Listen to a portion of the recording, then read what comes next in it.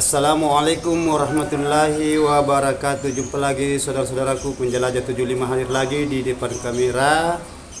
Ingin mau menjelaskan mengenai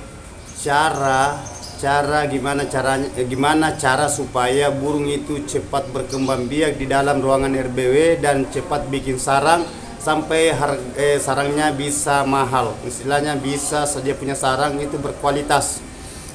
Jadi oke lah saudaraku, sebelum saya lanjut kontenku ini, tolong ditonton sampai habis, sampai full. Mudah-mudahan ada yang bisa kita petik di dalamnya, namun sedikit kita syukur saudaraku ya. Jadi oke lah saudaraku, saya lanjut konten lagi ini yang pertanyaan-pertanyaan teman-teman kita di bawah kolom komentar, karena ini kemarin dulu ini baru sempat saya jelaskan karena itu yang kita mau memperjelaskan mengenai cara populasi walet di dalam ruangan RBW dan sampai dia bikin sarang berkualitas ya. Jadi oke lah saudaraku, cara supaya sarang itu bagus, kita harus betul-betul memperhatikan bagian dalam RBW supaya itu walet bisa betah di dalam ruangan RBW dan nyaman sampai dia berkembang biak. Maksud saya berkembang biak, bikin sarang. Jadi sisa kita gimana cara mengaturnya supaya sarangnya itu bisa bagus di dalam ya. Kalau dia bersarang bisa bagus di dalam, dan anak itu kalau sudah lahir, istilahnya sudah menetas telurnya, anak bisa kembali di tempatnya. Kan biasa kebanyakan itu walet biasa, kalau sudah lahir anak, sudah menetas telurnya, biasa tidak kembali ya, paling ada kembali itu hanya 20%. Jadi cara supaya burung itu betah di dalam, yang kita itu perlu perhatikan adalah bagian dalam RBW itu ya, semacam gimana. Itu yang kita perhatikan adalah kelembaban. Kita harus betul-betul penuhi kelembabannya, keinginan walet ya. Nah itu capaikan itu kelembabannya semacam kayak 97 derajat ya. Nah itu 97 sampai 98 itu kelembaban ya. Dan suhu, usahakan suhunya itu bagus ya, 30 suhu. Kalau tidak salah itu 30 suhu itu mencapai suhunya bagus bagian dalam ruangan RBW. Tapi atur itu bagian ventilasi ya, atur bagian ventilasinya. Kalau panas, usahakan itu bagian dalam RBW itu kita tutupi itu semacam kayak klasibor ya, ada itu peredam panas ya. Itu peredam panas supaya itu ruangan bagian dalam itu dingin ya, dingin. Yang kelanjutannya itu hawanya itu betul-betul itu kita yang walet itu membutuhkan namanya kelembaban, supaya waletnya di dalam itu berkembang biak, nyaman, dan dia bisa beradaptasi sampai dia bertelur, bikin sarang dalam bertelur ya.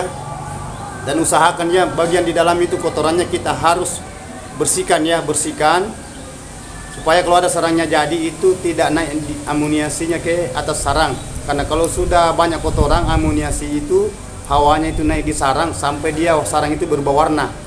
Tadinya dia putih, sampai kalau lama dibuka baru kalau jelek itu biasa berubah warna. Itu pesan saya saudaraku ya, diusahakan supaya kita rawat betul-betul bagian dalam RBW. Juga itu suaranya saudaraku ya, suara luar dengan suara dalam. Istilahnya suara panggil luar dengan suara inap.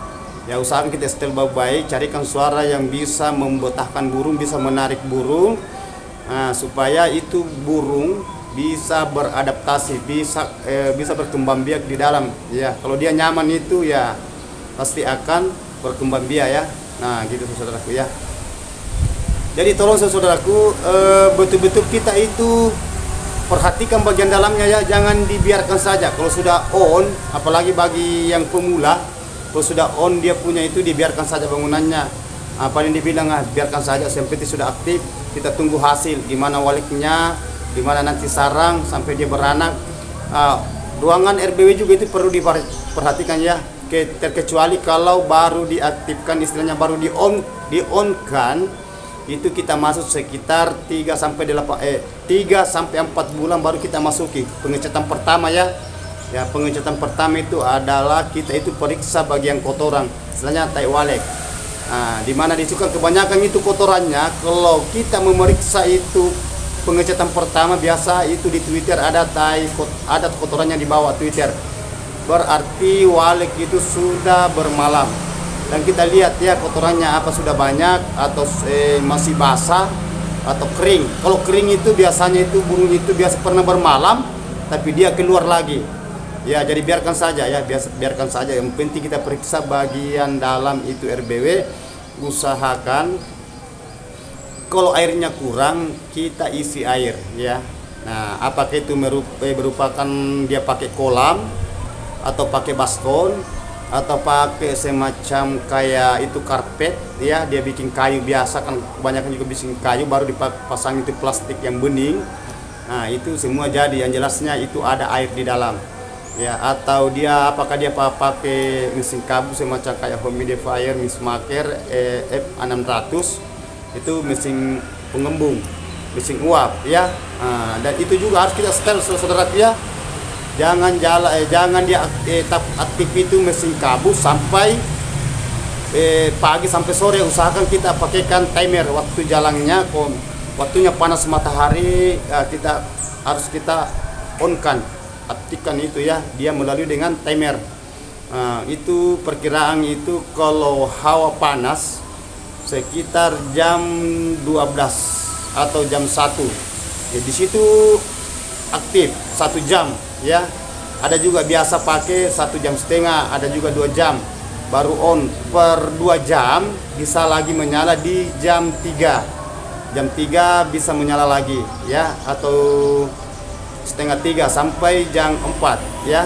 2:30 sampai 3:30, 1 jam bisa, 1,5 jam bisa, tergantungan dari hawa di bagian dalam ruangan RBW. Jadi kita harus betul-betul, kalau itu pakai mesin uap, istilahnya mesin kabut ya, mesin embung istilahnya ya, itu diusahakan ya. Dan itu kalau aktif itu usahakan aktifnya itu dilihat keadaan panas, karena biasa itu kalau malam biasa juga panas, apalagi kalau dia punya bangunan itu pakai lantai cor, itu biasa kan panasnya biasa itu dia lari masuk. Jadi diusahakan aktif itu aktif itu jam 7 sampai jam 8 atau 8:30 itu malam ya. Nah, itu malam supaya terkontrol itu bagian dalam hawa dingin. Dan walik itu yang sudah istirahat kalau malam dia itu agak nyaman karena ada hawa air ya, ada hawa uap air ya. Gitu saudaraku, kalau pakai mesin kabut. Jadi itu saudara-saudara, itu yang saya paparkan tadi. Karena sudah saya paparkan ini cara merawat bagian dalam RBW ya. Diusahakan saudaraku supaya kita konsisten memperhatikan bagian dalamnya RBW ya. Nah, itu dan itu juga semacam kayak predator, semacam kecoa, semut, toke, biasa juga ada ular, karena biasa sering teman-teman dapat ular di dalam, tikus. Itu semua diusahakan supaya kita basmi, karena itu biasa itu dia makan itu kalau ada telurnya, ada sarangnya, ada anaknya, biasa sampai dia induknya pun dia makan. Jadi kita harus itu perhatikan semua ya bagian dalamnya. Jadi okelah saudaraku, itulah saya paparkan mengenai cara merawat RBW bagian dalam ruangan bangunan supaya bisa beradaptasi, burung walet itu bisa nyaman sampai dia itu bikin sarang, bertelur dan menetas anaknya, dan anak itu bertahan di dalam ruangan RBW. Ya saudaraku ya, jadi itulah saya sampaikan tadi. Kalau ada mau ditanyakan tolong tulis di bawah kolom komentar, nanti saya jawab. Kalau panjang jawabannya nanti saya jawab melalui konten tutorial saya secara berdetail ya. Jadi oke saudaraku, mohon maaf, kita saling mendoakan, saling merespon, saling mendukung.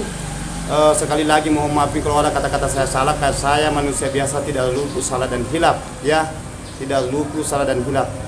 Hanya Allah yang sempurna. Wabillahi taufiq wal hidayah. Assalamualaikum warahmatullahi wabarakatuh. Sukses terus.